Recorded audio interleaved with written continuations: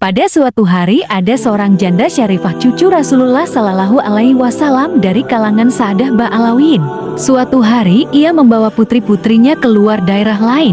Ia kemudian bertemu dengan seseorang. Selanjutnya ia menanyakan mengenai sosok orang paling alim di daerah tersebut. Mereka pun menjawab bahwa ada seorang syekh yang sangat alim dan juga orang paling kaya di sini. Saat bertemu dengan sosok syekh itu, Syarifah menceritakan kondisi keluarganya untuk mendapatkan makanan untuk anak-anaknya. Tak hanya itu, Syarifah juga menjelaskan jika dirinya merupakan Syarifah dari golongan Alawiyah. Mendengar cerita dan pernyataan Syarifah itu, Syekh itu meminta bukti dan saksi kepada Syarifah agar dirinya terbukti benar dari golongan Alawiyah. Selanjutnya Syarifah mengatakan jika ia adalah orang asing di daerah tersebut dan tidak ada satupun orang yang mengenalinya.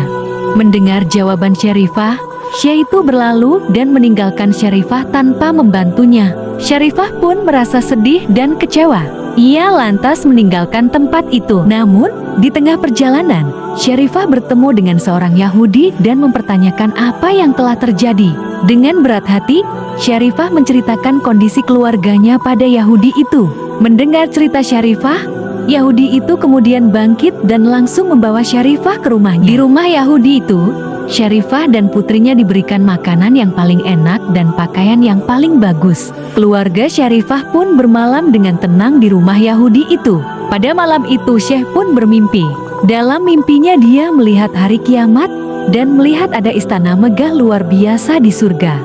Kaum muslimin masuk surga atas perintah Rasulullah Shallallahu Alaihi Wasallam. Akan tetapi Rasul berpaling muka kepada Syekh tersebut. Syekh pun berkata, "Ya Rasulullah, kenapa engkau enggan memandangku padahal aku umatmu?" Lantas Rasulullah Shallallahu Alaihi Wasallam menjawab, "Berikan aku bukti bahwa kau memang umatku. Ingatkah engkau di dunia pernah berkata sedemikian pada cucuku?"